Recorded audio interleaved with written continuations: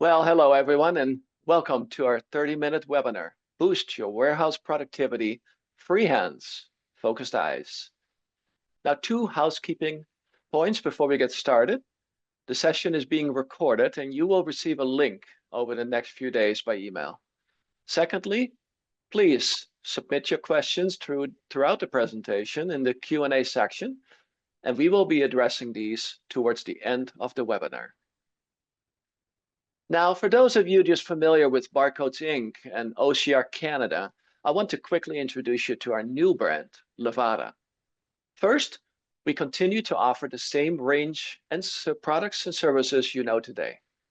Our partnerships with leading manufacturers, such as Honeywell, gives you unrivaled access to the best devices and software on the market, enhanced by service and support to keep your organization moving forward. With over 200,000 customers worldwide, including 84% of the Fortune 500 served, Levata exists to elevate your potential by providing strategies, solutions, and services to power modern environments so you can rise as an enduring force in a world of motion. Levata combines our established expertise with 5 leading capabilities. This includes enterprise mobility, which provides your workforce with the power of technology with a secure, efficient, and scalable mobility foundation. And that will be the topic of today's webinar. Now, to discuss how voice picking can increase productivity, reduce errors, and enhance employee experience,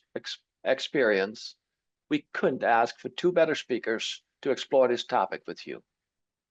I appreciate Dave Emmerich and Andres Such joining us today. I'll let them introduce themselves. Gentlemen, please take it away. Thanks very much, Edwin. So my name's Dave Emmerich. I've got responsibility for sales of our software solutions here in Canada, of which Honeywell Voice, also known as Vocalect, is one of our key offerings. I'm located in Guelph, Ontario, teamed up closely with Andres over here. We cover the country, so we travel frequently and are available always to head out on site and meet you guys in person. Andres, do you want to introduce yourself? Yeah, so Andras Such, I'm the senior business consultant for Honeywell Voice here in Canada. Located not too far from Dave, I'm in Mississauga. But my role is more so focused on helping our customers understand the benefits behind voice and what a potential ROI or business case could look like. So definitely very, very process focused. The background in engineering, a background in conveyor systems as well in a previous role. So I'm familiar on that side too, and I've been in hundreds of warehouses running this process that we'll talk to you about in a few minutes here. So to kick things off, before we get into voice, which is what we're going to talk about today, kind of want to touch base on a few warehouse challenges or common challenges that people who run warehouses face. With this changing world we saw with COVID, a huge demand, a huge spike in demand led to a lot of automation.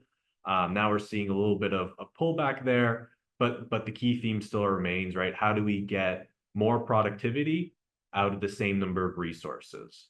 Or I'm trying to bring on new business. How am I going to meet these business demands with the resources that I have?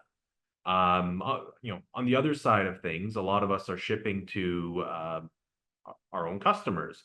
And what's really important is that we get the right product and right thing to the customers on time. What happens if that's not right? Is there a chargeback? Is there a complaint? The cost, this is when I talk about cost of an error. An error is not necessarily, or the cost of an error is not just necessarily what the chargeback is, but it's all the time and effort that goes into fixing that error. So you have your customer service time. You might have a cycle count that is triggered when error is processed. So a lot of time and effort goes into completing those or solving those errors. And then obviously employee satisfaction and retention. We all want to have good employees. We saw with COVID that during COVID pandemic that there was a lot of turnover. That's changed a little bit, but it's still important to have happy employees, employee satisfaction leads to better productivity, as well as accuracy. And then, safety is always on the top of every customer's list. We've had clients come to us saying that they've had 15 motor vehicle accidents over the last year, and what happens, how can we improve upon this? How can we reduce that? And that's some of the things that we ask about when we interact with the client, just to see how voice can really benefit them. Thanks very much, Andres. And I think throughout today's webinar, there's really sort of three things that we're hoping to convey here. The first is, what is voice, right? What do we say? What do we mean when we say voice? How does it work? What is that workflow? What does a voice-enabled workflow really look like? So we'll get a little bit into that. We're going to talk a little bit about why our customers search us out. What value do we bring our customer base or our prospective customers, right? A lot of those value drivers tie back to some of the challenges that we're seeing out in the field. So we'll cover that. And then finally, we're going to talk through how we help customers decide if voice is a fit for them. Andres mentioned earlier as part of his introduction that he runs that process of building a business case. So we'll talk a little bit more in depth about how we come to that business case and the benefits of working through that process. But really today, that's what we're hoping to convey, is those top three things. Yep. So we'll start off with the video. I think it's a great way to actually show what voice is, as opposed to us trying to describe it. I've had someone say that they're familiar with voice, but they just bought a new PA system, and so they don't need voice from us. But that's that's not what voice is. Voice is generally deployed in picking. But I will play this video, and I'll pause it a couple times just to explain what's going on.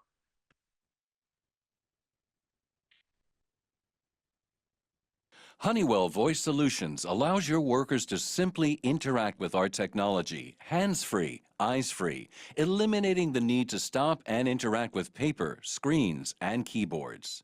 Let's take a look at 10 picks with and without the Honeywell Voice Solution. 141 Bravo. All right, so I'm just going to pause it right here just to kind of set the stage as to what's going on. On the left side, you have an operator or a selector. He's going to be picking 10 lines, and he's going to be using voice to pick those 10 lines. On the right side, you have the same operator picking the exact same 10 lines, just using your traditional screen and keyboard method. So to start, I want everybody to focus on the right side, and I'm going to mute the actual video. And I'll point out a couple things as he's going through his picks. So in any traditional warehouse environment, when you're picking to a pallet, he's directed to a location. Then he has to scan the actual location to confirm to the system that he's in the correct location, picking the right product. Then the screen tells him how many cases to pick. He confirms the number of cases, again, picks up his device, confirms it on the keyboard, and then it presents him with the next location. And he repeats this over and over again until he's done. So you could see as he is getting to a location, he's standing in front of that location and is not in motion while he's actually interacting with that device. So from a voice side, there's a potential here of eliminating that those pauses in movement and confirming location, confirming quantity while he is in actual motion. So I'm going to pause it again here. I'm going to turn the sound on, and I want everybody to focus on the left side now, where he's going to be using voice to do his picking. So what he's going to hear in his headset, what you'll hear, is that he's being directed to a location. He's confirming that location in using what we call a check digit. So it's a 3-digit check digit in this case. And then he hears the quantity, and he confirms the quantity after he's done his pick. So what I want you to focus on is that he's able to do everything in motion. 241 Alpha. 369. Pick 1. Check digit. 1. 241 Bravo. 985. Pick 2. 2. 248 Bravo. 408. Pick 1. 1. 261 Alpha. 378. Pick 1. 1. Deliver to shipping dock. So he's all done on the left side, and I think the right side's going to speed up a little bit. But you can see he's still on his fourth line.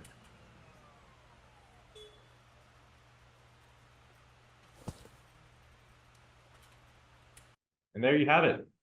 It's about twice as quick in this video. It's a little exaggerated for sure. Doesn't take into account travel time, between aisles and things like that. But you can definitely see that there's a pretty significant productivity impact here. I'll move on to the next slide here. Pass it over to Dave. Yeah, thanks, Andres. So this slide is really divided up into two sections, right? On the left side of your screen, it's really about the business of voice in general and within Honeywell, right? So that first stat up at the top is one of my favorites. Every morning, 1 million people around the world put a headset on and start their shift using voice to pick orders. Honeywell has developed this technology over 30 years ago. So the main takeaway from that part of the screen is it may be new to many of the people on this call, but it's not new technology. It's been around for a number of years. It's a global business. We've got a large team within Honeywell that supports it. Due to the nature of it being a global business, it also supports 40 plus, I think we're up to 47 languages supported now, which could benefit people here in Canada or the US in terms of reaching out to new pools of labor, right? New Canadians, new Americans coming into the country, looking to execute work and looking to interact and potentially in their own language. The right side of the screen is really what we deliver to our customers or why our customers are reaching out to us, right? I think Andres mentioned earlier, typically these days we're finding people needing to do more with the same staff, right? Their labor is set, their infrastructure might be set, their building might be set, but they need to move more throughput through. And as a result, they need a more efficient system. That's oftentimes a driver for why we are interacting with them and what the driver of the business case might be. So productivity is right up at the top. And as you saw from the video, it's obvious from the video that we're able to deliver a productivity boost. Andres sort of covered it, right? We're taking certain steps out of the screen and keypad process, and we're allowing other steps like travel and say a location confirmation to be done in parallel. And when you do that over and over and over again, you're saving time for every pick across a number of picks and a number of pickers. You're saving a significant amount of dollars in terms of productivity. What is not as obvious are some of the other points on the right side of the screen. Accuracy is one of them. Andres, do you want to cover that? Yeah, absolutely. You could see, or maybe something you saw in the video was the operator looking down at the device or having to go pick a device up. So that, we call it a distraction there, right? When you're driving, you don't want to look down at a screen. It creates a distraction. That kind of goes into safety, which we'll talk about too. But in terms of accuracy, let's say you go to location, you scan the location, you look down to see the quantity, you turn behind you, put your device down because you see it's a big product. And then after you turn back around again to pick the product, you go to a location beside it. And that might not be as prevalent in the pallet or racking area, but let's say you're picking the totes off of shelving in really high dense pick faces. Definitely more likely to happen there. And what we do with voice is that it actually keeps your eyes focused on the task at hand. So as you're confirming that location, you never take your eyes off of that location after you give that check digit. So as soon as you provide that check digit, you're going to hear the quantity, and all you need to do is go to that location, or you're right in front of that location, pick the product, put it on your pallet, confirm quantity, and you move on, so forth and so forth. So that's where we see the improvements in error reduction. Yeah, thanks, Andres. Reduced training time is also fairly significant.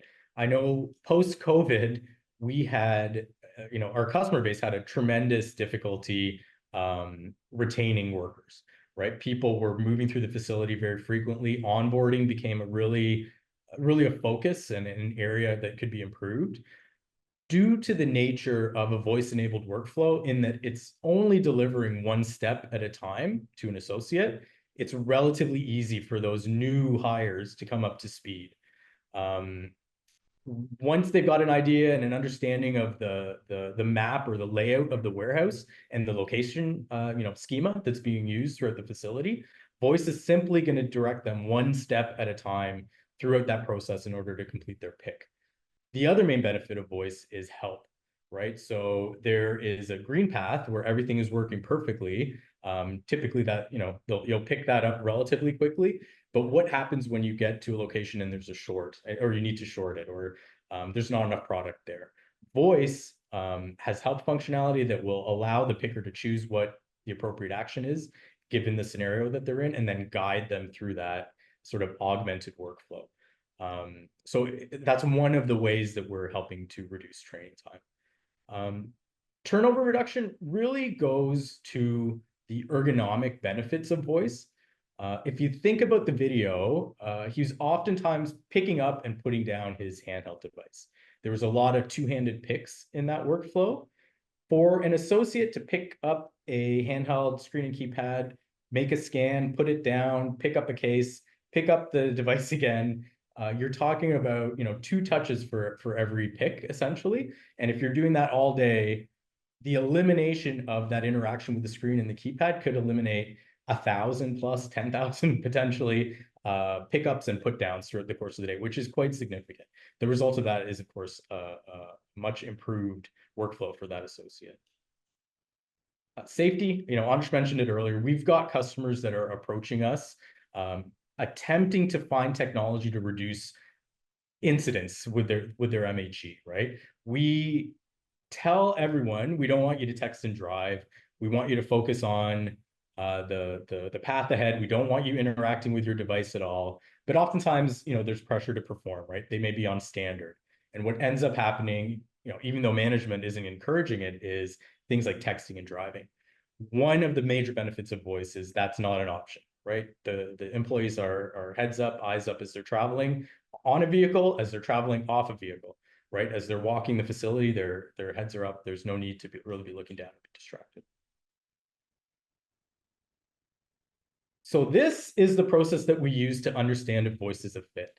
I mentioned earlier, the benefit of voice from a productivity standpoint is we make each pick a little bit faster, a little bit more accurate, and a little bit more quick. For some customers, that could translate to a extremely significant savings and an extremely significant ROI, both on potential accuracy savings and on potential productivity savings. But we don't really know what that number is until we jump into this process. So this is a process that really Andres leads, the output of which is a business case.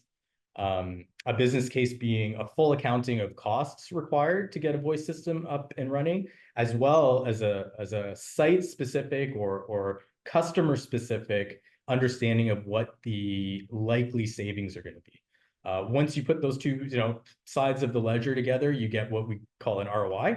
In other words, how many months or how much time it's going to take for a customer to recover that investment. Generally speaking, we're looking at a 12-month ROI. That's always our target. So we're looking for businesses where it's likely we're going to generate an ROI in or around 12 months. Might be a 10-month ROI, might be a 14-month ROI. But to us, if it's likely we're going to get there, we consider that to be a good fit.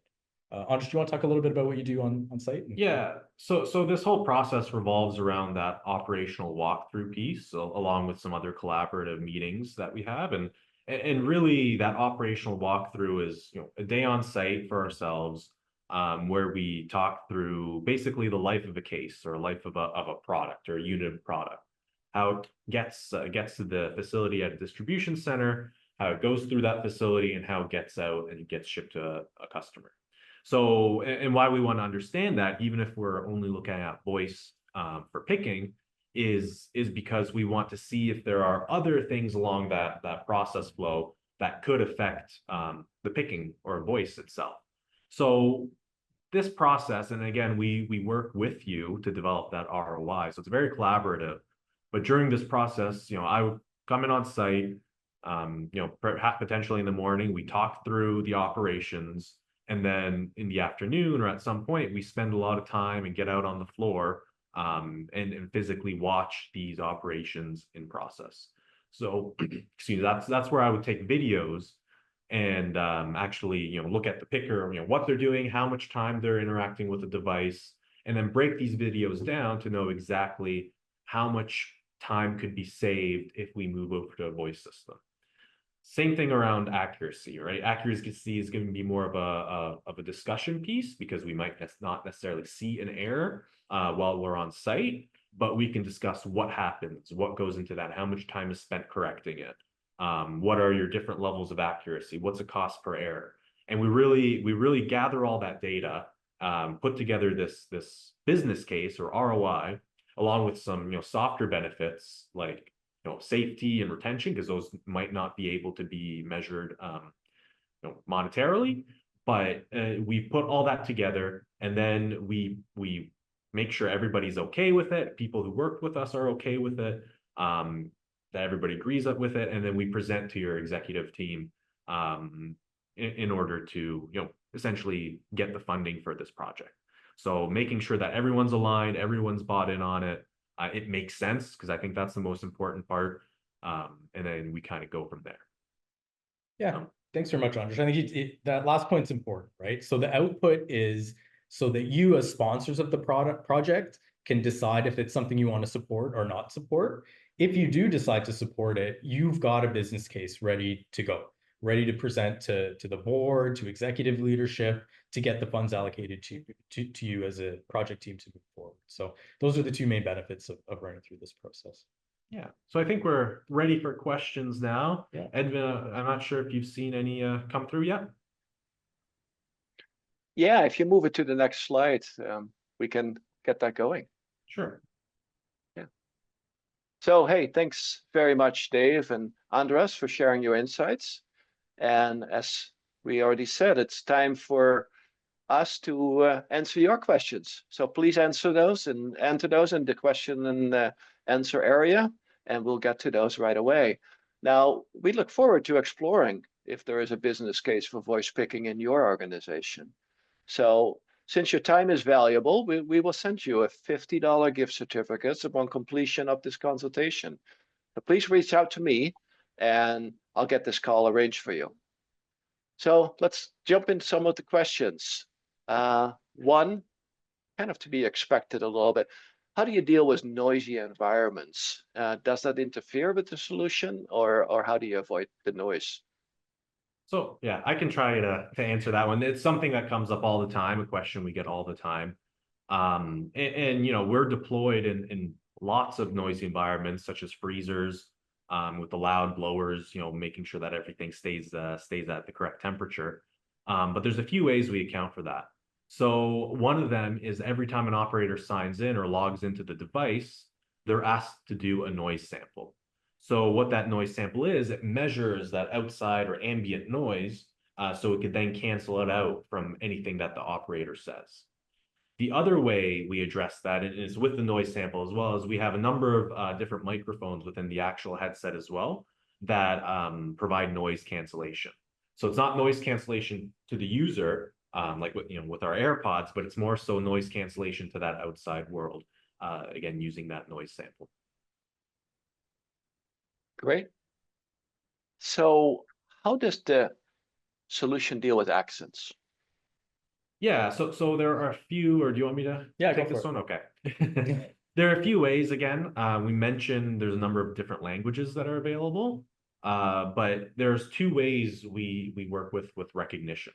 There's our traditional speaker-dependent recognition, which we've deployed for the last 30 years, and there's speaker-independent voice recognition.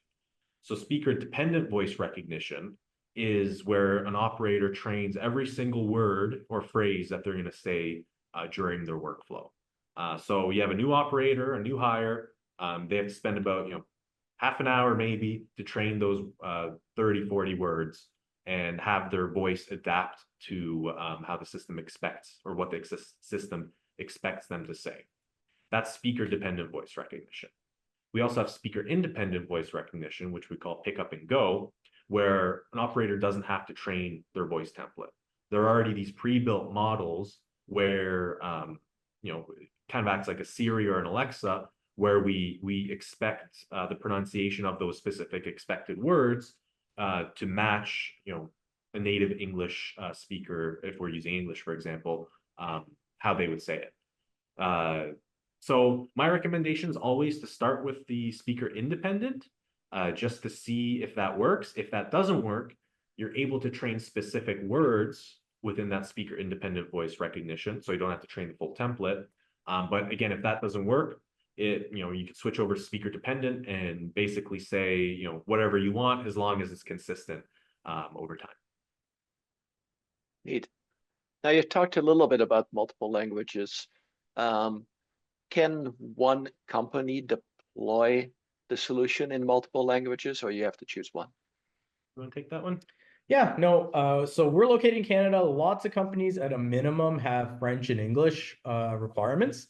We're also a very diverse potential workforce here. So multiple other languages are supported. There are some best practices that I'm sure Andrej can mention in a couple minutes around deploying multiple languages. But as long as it's a supported language and it's a long list, like I mentioned earlier, about 47, a single company is very much capable of deploying them.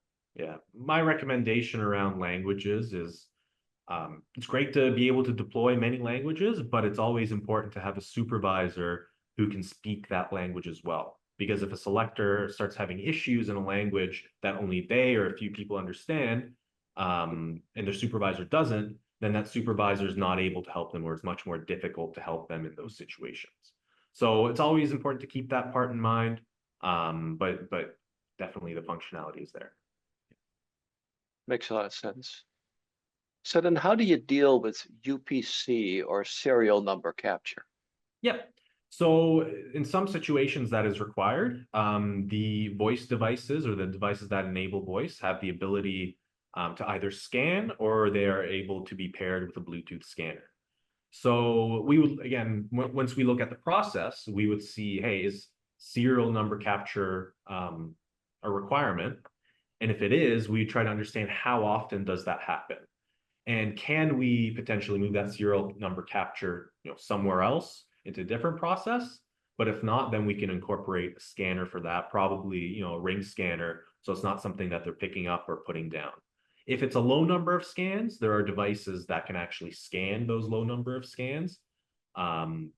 Relatively straightforward, but that is something, the first specific type of pick that requires a serial number capture, we would prompt the operator to capture that serial number. The other option for UPC is, instead of having a scanner, right? Because we want to try to minimize the number of scans to get the best bang for your buck in productivity. You're able to speak, let's say, the last 3 digits of that UPC to confirm it. And that way the system will know, hey, these last 3 digits match the last 3 digits of the expected UPC. And that can essentially act as your check digit in those situations. So let's say a customer is interested in an initial call. The initial call goes well. There is a potential for a good ROI. How long would then the business case development process typically take? Yeah, so another good question. Definitely comes down to our schedules, but but in reality, it usually takes about 3-4 weeks for that business case to come around. Now, again, I mentioned it's a collaborative process. So once we leave that site visit, we ask a lot of questions that day, but sometimes a lot of questions come to us after we leave, as soon as we leave, get back into our cars. So we want to work with the customer to try to understand, okay, are there any discrepancies? Is there anything missing? And sometimes that can push out the process a little bit longer. But generally the target is, 3-4 weeks after that operational walkthrough. Yeah, exactly. I think the only thing I'll add there is it's iterative as well, right? So at a certain point, we're going to go back to a potential customer and show them what it's trending towards, or what the numbers are starting to paint a picture of. And we'll ask them, does that make sense? Does this pass that initial test of, does this seem to make sense for our facility, right? So there's a lot of checks and balances and a lot of back and forth as we develop that business case. Great. Yeah, and with that, we have reached the bottom of the hour. So thanks, Dave. Thanks, Andres. And Thank thanks for all the attendees for your time. If there is an interest in checking out voice picking and seeing how this might save you some money in your operation, please reach out to us and we'll set up an initial call. Hope you took something away. See you at the next webinar. Thanks so much. Thank you very much. Thank you, everyone.